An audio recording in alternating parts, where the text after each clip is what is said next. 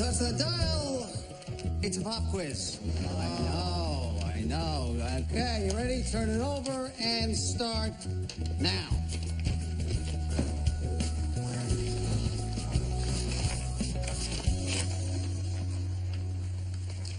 I think there might be a mistake. The answers are stapled to the test. Correct. Before Miss Goody Two-Shoes here blew the whistle, the neurons in your ventromedial and dorsolateral prefrontal cortices were firing on all cylinders, creating a rush of adrenaline and dopamine, not unlike a boxer about to enter the ring. But the fight here was between impulse and self-control. It's called temptation. Now, her cognitive control mechanisms stopped her from cheating, but some of you were about to go through with it. I know you were. Yeah, right? Your self-control was hyped by the more emotional and impulsive limbic system, which wanted the easy A. That's bad. That's bad because when we exercise self-restraint, we have greater success at work, stronger relationships, and better mental health. So if it's better to resist temptation, why do we always find it so easy to give in? You do realize I have to fit into a wedding dress in a few months? One lousy donut won't kill you. Hey, I was thinking that maybe we could stay in for a change on Saturday. Have a movie night. I already have a date on Saturday. You have a date on Saturday. With my dad.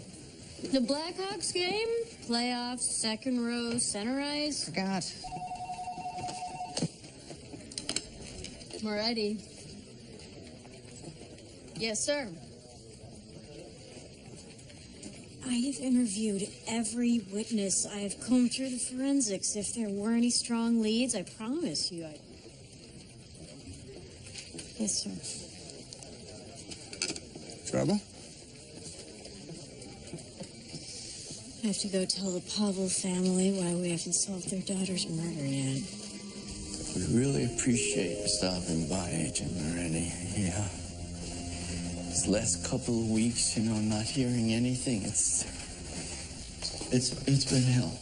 Well, let me assure you, this is very much an active investigation. We're pursuing every possible lead. So basically, you've got nothing. Junior, show a little respect. I'm sorry. The boys are a little rough around the edges, but they love their little sister.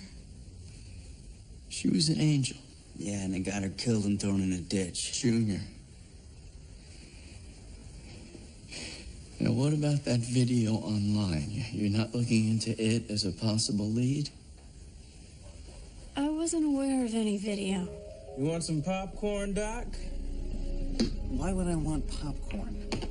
There's no nutritional value, exorbitant levels of sodium. You might want popcorn, because I'm about to put on a show.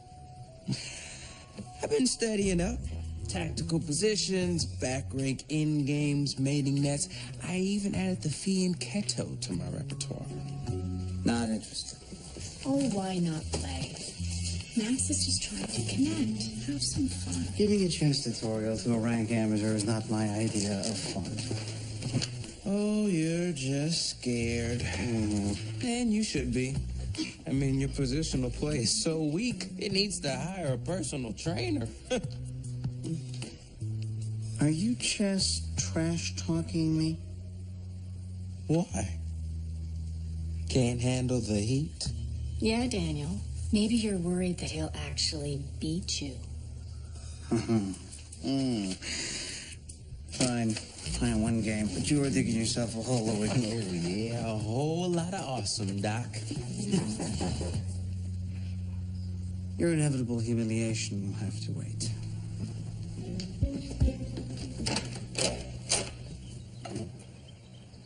Any interest in helping me solve the case that will not be solved? Absolutely. Good, because right now my only suspect is the devil.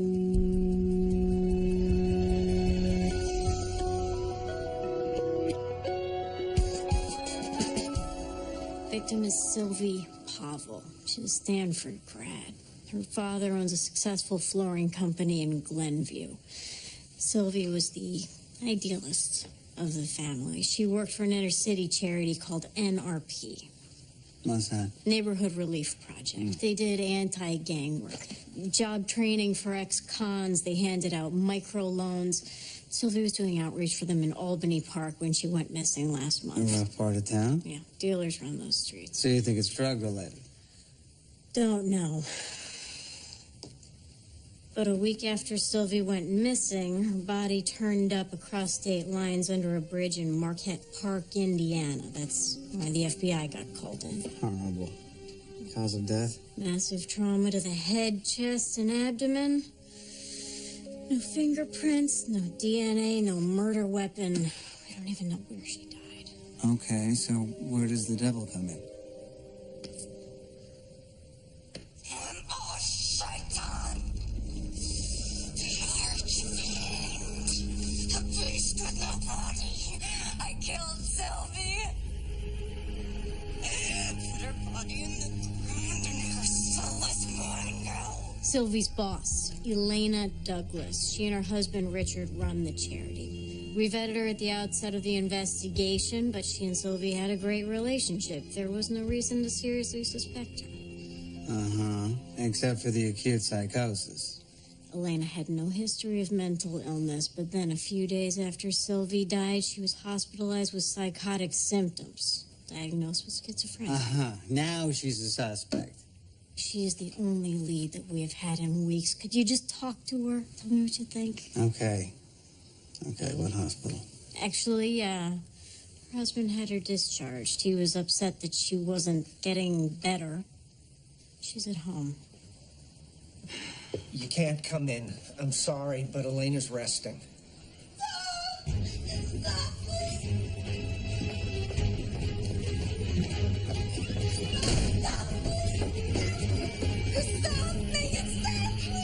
The pardon from the everlasting fire, Virtus Christi Congeris, God himself commands you. What the hell is going on here? It's a rite of exorcism. Please, I need you to leave. We're not going anywhere until you stop this archaic torture ritual. This woman should be in a hospital. We gave modern medicine a chance. The doctors gave her 1 million antipsychotics and none worked. This is part of Elena's faith. It's what she would want. She's screaming for help. She's screaming for deliverance. Her wrists are bleeding. People have died during exorcism. Listen, unless you get her out of those restraints right now, I am bringing you both in for endangerment. This is a church-sanctioned exorcism, young lady. Actually, it's Special Agent Kate Moretti. I happen to be a good Catholic, so the last thing I want to do is arrest a priest, but I will if I have to.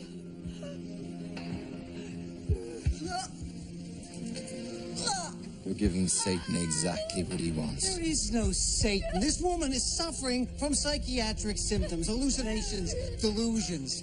People like you are uncomfortable with it, so you call her possessed and persecutor. It's been going on for millennia. Daniel. Elena, I'm Dr. Pierce. Can you hear me? You get away! You get away from me! My soul belongs to Satan! I tried to tell you.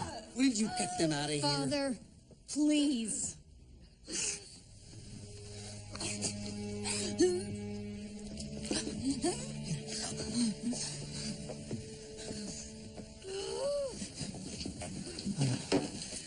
Here, I want to try to help you if I can. But you can't. Unless, of course, I agree to relinquish her soul. Please, you don't exist. What? You think you're hallucinating. Of course I am. Oh. I mean, you don't exist at all. You're a mythical personification of evil used to explain away suffering in the world. I see. I've got my hand wrapped around this woman's soul. I can tear it from her body. But if you promise me your soul in exchange for hers, I can give you the cure for what ails her. What's wrong with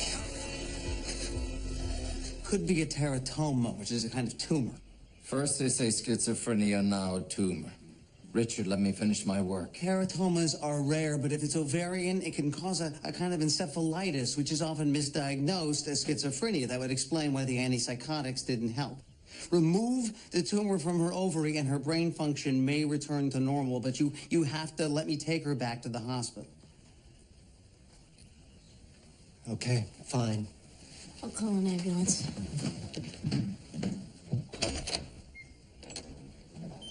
Looks like we got a deal. Hey, Danny boy. I'll get started on the paperwork. Real pleasure doing business with you.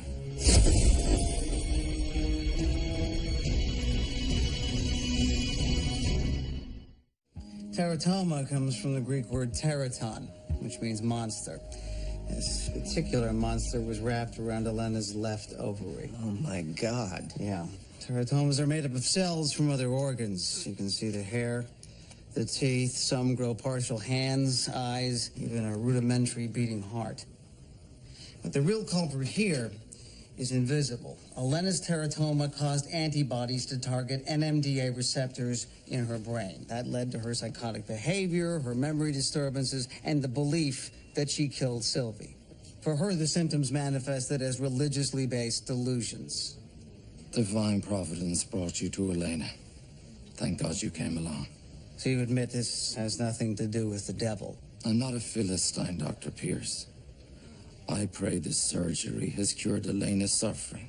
But just because you found a tumor doesn't mean the devil didn't put it there. All I care about is whether she's going to be normal again. Will I get my wife back? We should know by the morning.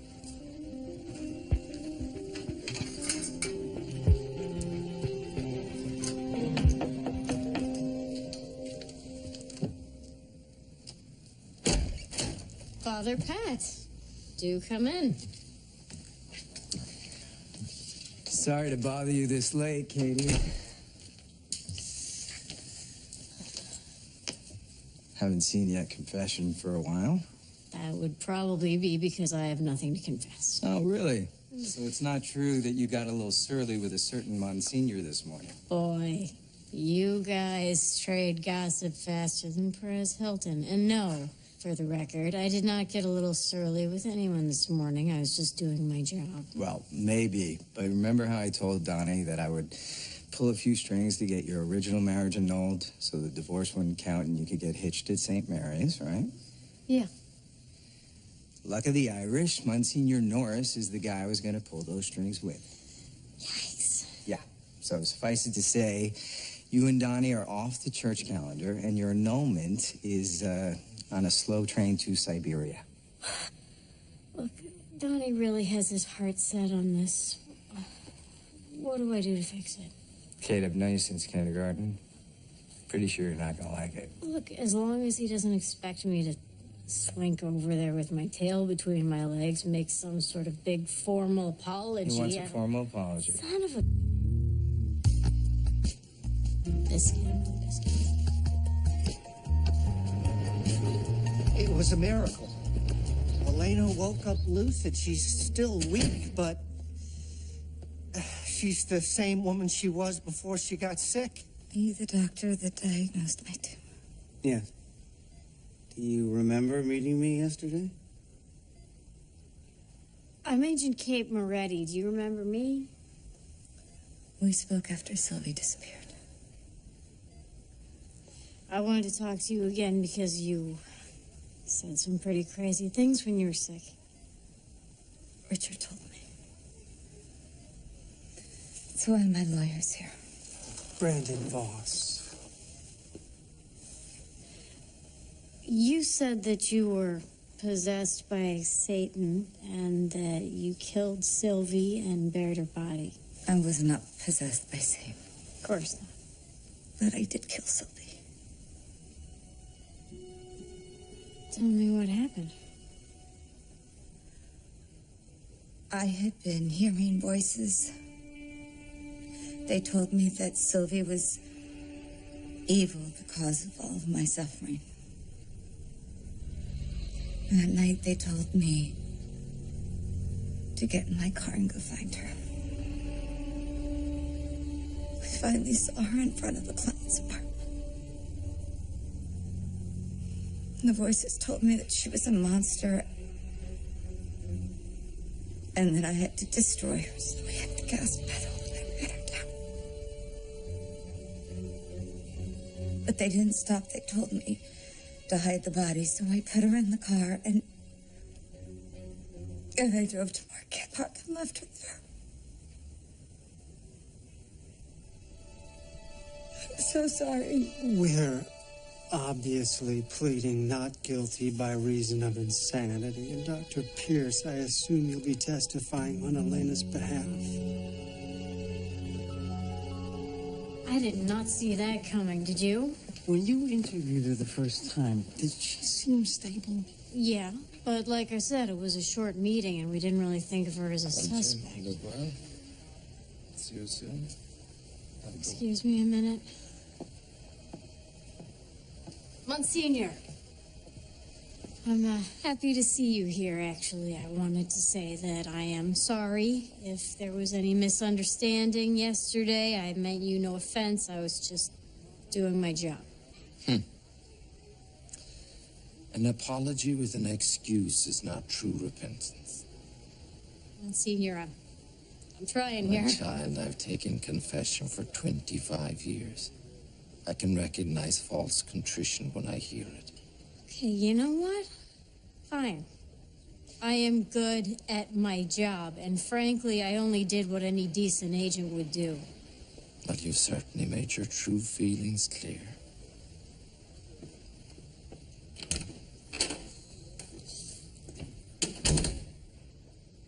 Hey, Danny boy. Oh, why are you still here? Just finalizing our agreement. I had my team of lawyers draw it up. A lot of those guys down there throw a rock, hit a lawyer. Actually, it's a pretty popular pastime for us. So, you can have whatever you want. Fame, fortune, Cubs World Championship. But make sure you read the fine print before you sign. You know what they say. The devil is in the details. Details. You know that story that Elena just told us? It's all a lie.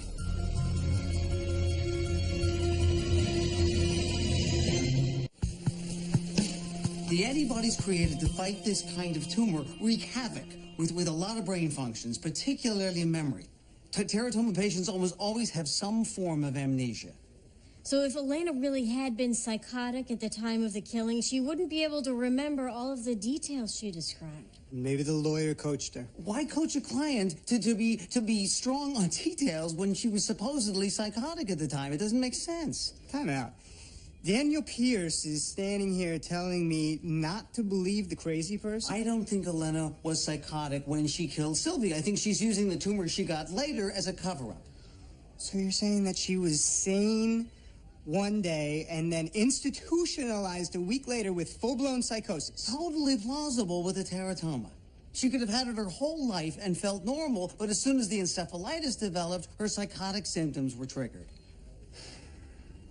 So you think Elena killed Sylvia in cold blood? Or it could have been vehicular manslaughter. She could have run Sylvie down on the road when she was high or texting or drinking and then panicked and hid the body. One way or another, it's a brilliant plan. Her confession stops the investigation. She pleads not guilty by reason of insanity, which normally means spending years in a psych hospital. Elena's examined, found completely sane now that her tumor's gone. She'll walk. You gotta stop that plea. Okay, but Daniel, you're the one that diagnosed her and told everyone how crazy that tumor made her. So if I'm going to trial, I need evidence that proves that Elena wasn't sick the day Sylvie was murdered. I told you everything I knew a month ago. Right. Now, you told us that when you got out of prison, Elena hired you to drive her around, answer the phones. What can you tell us about how she was acting on the night that Sylvia disappeared? What was her state of mind? Yeah, I heard she was pleading insanity. You want to know if she was crazy? Just tell us what you remember. I drove Elena to the Hyatt. She gave a presentation to some big corporate fat cats trying to get them to donate to NRP. And she was fine, no erratic behavior? Did something happen? After the presentation, we stopped at the hotel bar, had a few drinks. Elena started hitting on me. So what did you do? I got us a room.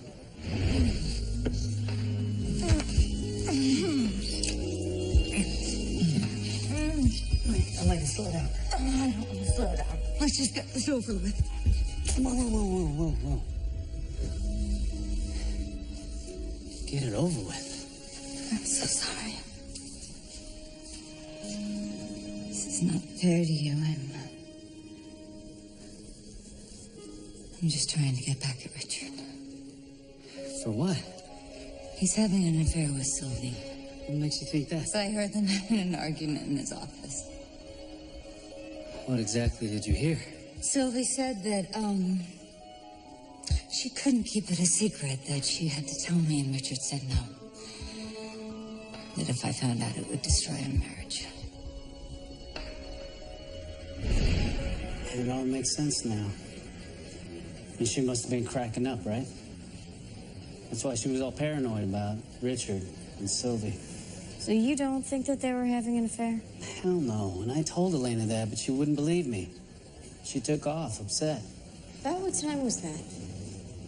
Around 9. The next day she begged me not to say anything. So I never did. So Sylvie was sexually aggressive and paranoid. Could the tumor have caused that? Seems like she was more upset than acutely delusional. And if she really believed that Sylvie was having an affair with Richard, well, that's motive to kill her, right? Well, ain't she had opportunity? Forensics estimates her time of death between 10 and midnight.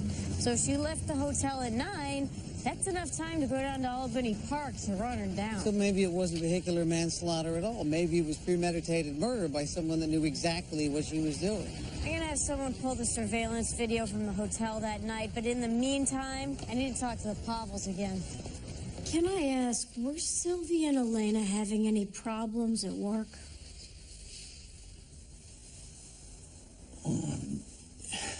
Sylvie never shared that sort of thing with me.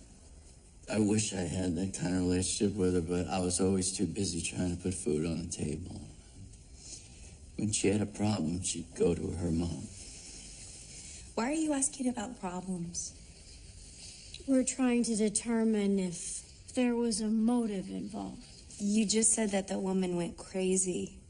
I thought we were talking an insanity plea. We're looking into the idea that Elena may not have been entirely truthful about So you think she faked this illness? No. She had a real condition, but it's possible she was sane when she killed your daughter.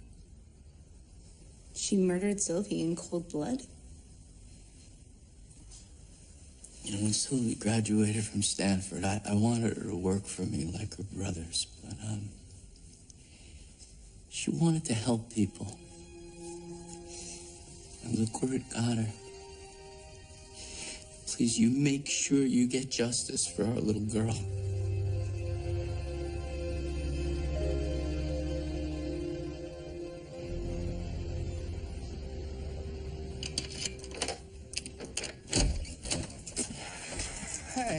Hey. What's up? I'm just trying to establish Elena's whereabouts at the time of the murder. But I did pick up some Hop Lee and those little chocolate things that you like from Let 'Em Eat Cupcakes. You trying to bribe me? I am trying to buy your forgiveness. What did you do?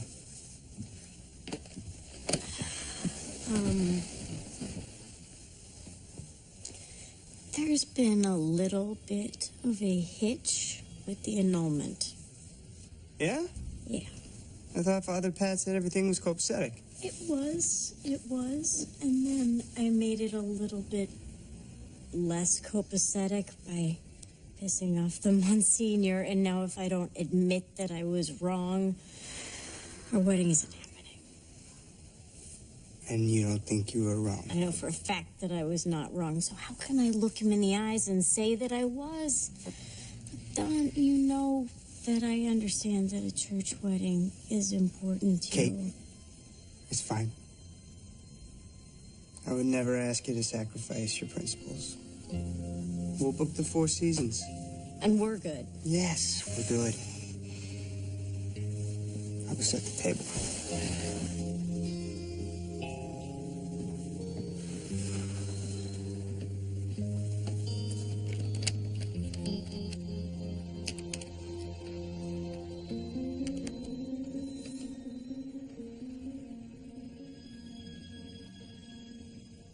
You gotta be kidding me. This is Elena leaving Jake's hotel room, clearly a bit drunk. She rides the elevator down, gets off at 9:18. She goes to the parking lot, gets in her car, and then... What? Nothing's happening. Exactly. The car doesn't budge for the next 6 hours. She was sleeping it off. Out cold at the time of the murder, which explains why the forensics came back clean on the car. She couldn't have killed Sylvie. So why confess?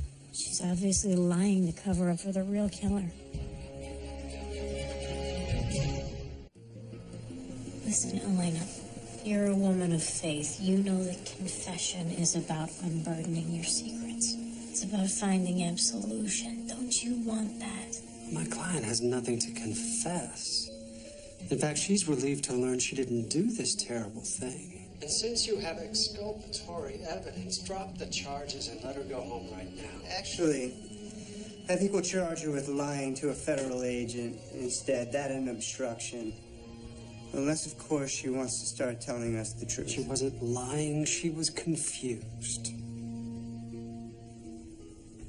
You'll never make those charges stick.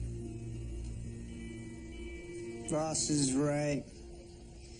Be tough to prosecute her. She's not going to tell us who she's covering for. If Richard and Sylvie were having an affair and Sylvie was going to tell Elena about it, Richard could have killed her to keep it quiet. And Elena was willing to take the fall for a husband who cheated on her? You'd be surprised what wives are willing to forgive their husbands for. You think I killed Sylvie? This is insane. You don't have a shred of evidence against me or my wife. And I sure as hell wasn't having an affair with that girl. Elena thought that you were. She overheard you and Sylvie talking about a secret. What was it? Elena was sick. Who knows what she thought she heard? We don't think she was sick at all at that point. When I interviewed you last month, you said that you were alone at work when Sylvie was killed. You don't have an alibi. That was a lie. I was with someone. Who? I really can't tell you anything about my clients. Dominatrix, servant privilege and all. So, I assume that you never have any sexual contact with any of your clients. Oh, of course not. So you would have no problem if the FBI wanted to start making regular visits to the exhibition sanctuary, maybe looked through your books, dug through your background. I can make your life extremely unpleasant. Babe, you may have missed your calling. What do you want to know?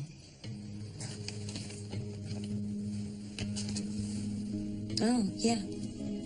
Yeah, he's one of my regulars. Was he there the night of May 18th? Oh, looks like it. You want confirmation? How? I have time-stamped videos of all of my sessions, you know, to protect myself. You want to see? I'm good. I'll take the hit.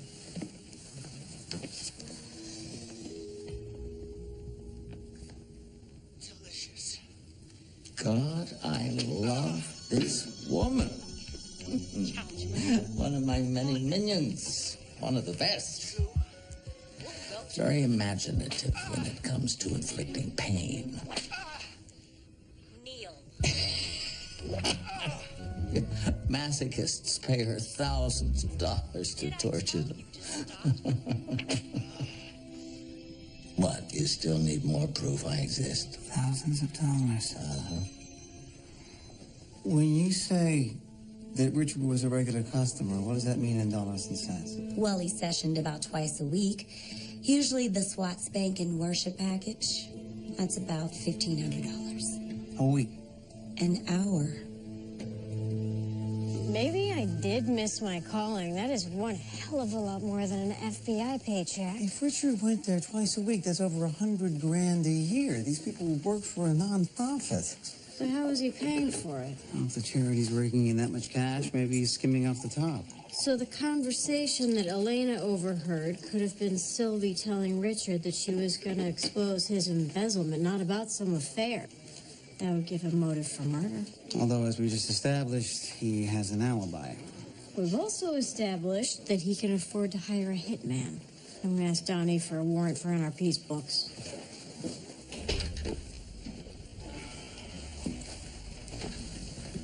You stalking me, Father Pat? He's just catching up with Donnie. He says you're getting hitched at the Four Seasons? Yeah. Turns out he's fine with it. Come on, you and I both know he had his heart set on St. Mary's.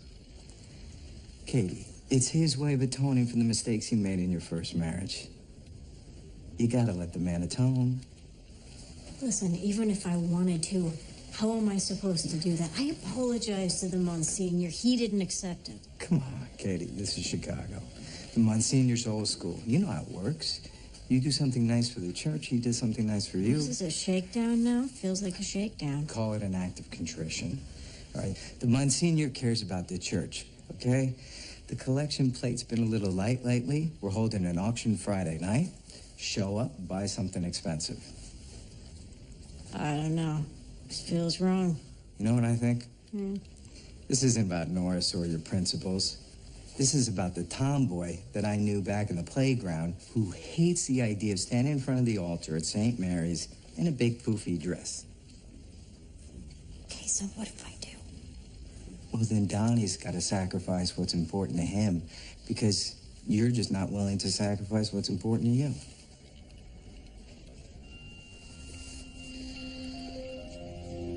Oh, yeah, I got you now, Doc. Rook 2A3, I take your bishop.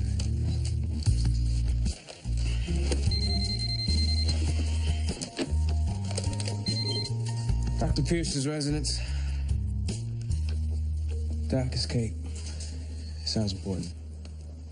Check this out. We went through NRP's books. Was Richard embezzling? We found something even better. The charity takes in about $600,000 a year.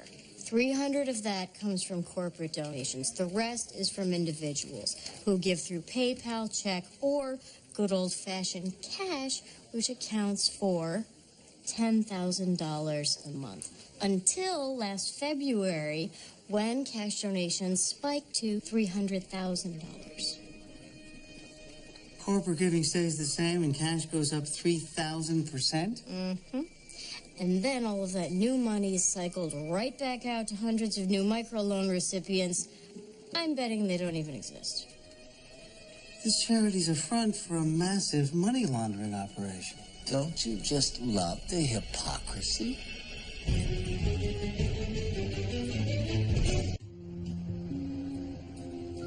The Douglas family sure provides you with a lot of business. You need to stop bringing spurious charges against my clients. We have hard evidence that at least a quarter of the charity's microloan recipients are fake. Who are you laundering money for? Once again, my client has nothing to say. That's fine. I'll do the talking. Sylvie found out about the money laundering and confronted you. She threatened to expose your operation, so you had her killed to keep her quiet. That's a fairy tale. You have no evidence of any murder. And if you're looking for fraud, find the swindlers who created false identities to get loans from my clients. We're done here. Biggest problem in Albany Park is drugs. Maybe Richard's laundering money for one of the dealers. The guy we talked to that got a room with Elena, he was an ex-con. What was he in for? Hell, even when I was dealing, I never moved that much money. I wouldn't even begin to know how to run an operation that size. But you don't seem too surprised that NRP was a laundromat for dirty cash. Come on, Jake, tell us what you know. I don't rat people out. That's a code I've lived by my whole So life. you don't get to have it both ways. You're either truly reformed or you're cleaning drug money for some scumbag. Now, you gotta choose between good and evil. Don't talk to me about good and evil. There's no such thing. What about Sylvie? You don't think she was good? You think she deserved what she got?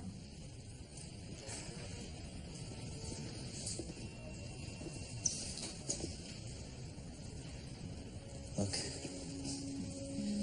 you put me on the stand, and I'll deny all of this. But yeah, Sylvie came to me. She was smart. She found the discrepancy in the books. The charity's a fraud, and Richard, too, he begged me not to tell We do a Elena. lot of good work here, Sylvie. Who cares if people take their cut? That's the way the world works. I can't live with that. Sylvie, wait. I told her to chill. She was so naive.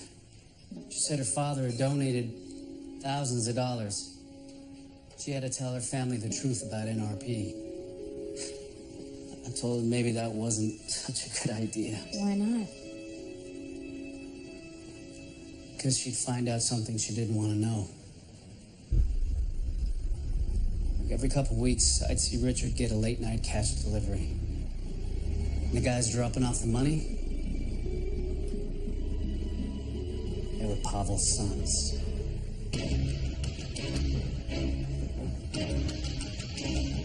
You've got nothing on us?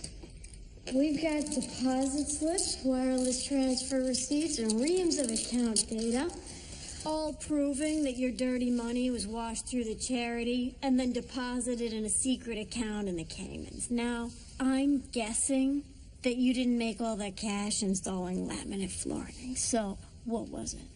Drugs? Prostitution? How dare you speak That's to all my... right, sweetheart. These allegations are ludicrous. Sylvie didn't think so. She told you she was going to the authorities. She would have ruined your family, so you had her killed. My own daughter?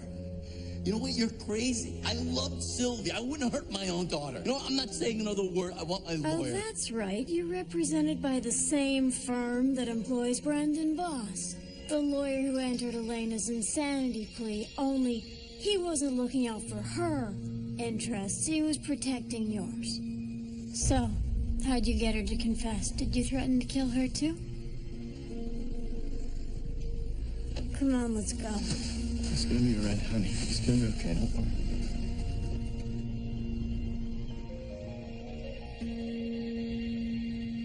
I thought Max was going to be easy pickings. It's not the game that's bothering me. Then what? We made a deal, Danny. But you haven't signed a contract. I just need you, John Hancock, right here, and then I'll let you in on what's troubling you. Daniel? He's not real nigger as hell, so why the hell not? Thanks. You know, I'm really gonna enjoy spending eternity with you. Okay, here's your problem. In 4 moves, Lewicki's gonna checkmate you. Son of a bitch. You're not gonna let him get away with that, are you? Get away with what? Max played well. No, he didn't. He cheated. He moved his queen when you weren't looking. It's the only way he could have pulled off this gambit. He's right. Daniel, don't be paranoid. Max would never cheat. Of course he would. Everybody cheats. It's one of my greatest accomplishments. Move it back. Don't. Doc, what are you doing? Are you cheating? No, you were. You clearly moved my queen when I wasn't looking. If that's the way you want to... Gotcha.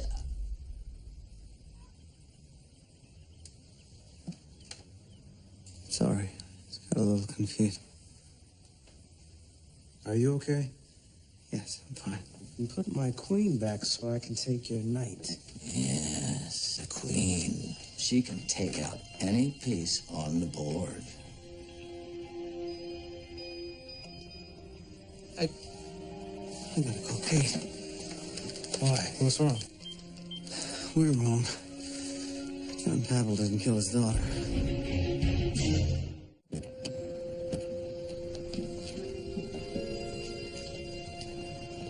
Unless you've got another warrant, you can just get the hell off my property.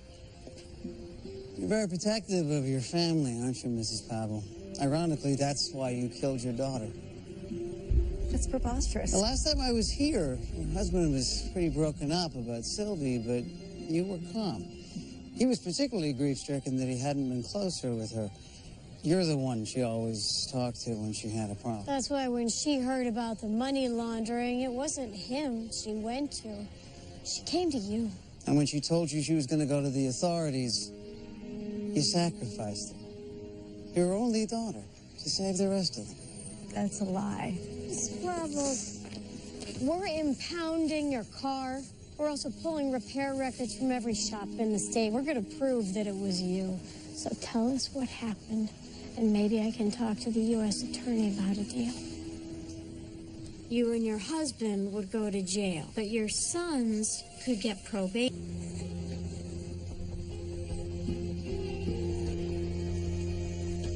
Sylvie called me.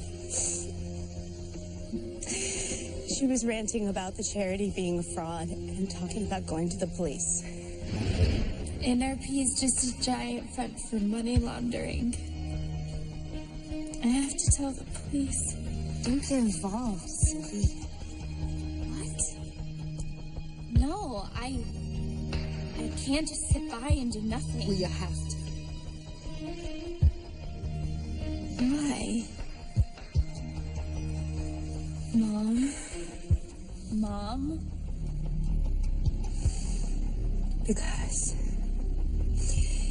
Because it's our family's money that's being laundered.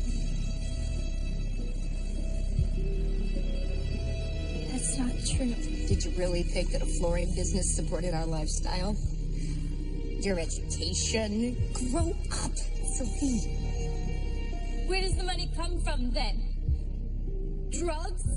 Extortion? Worse? Look, it's your father's business. He and the boys provide, and it is not our place to ask questions. Why? Because we're women? Because I don't matter to you as much as your precious sons? You disgust me. My entire life was a lie, and you never said one single word. I don't care what happens, Mom! I'm going to the police.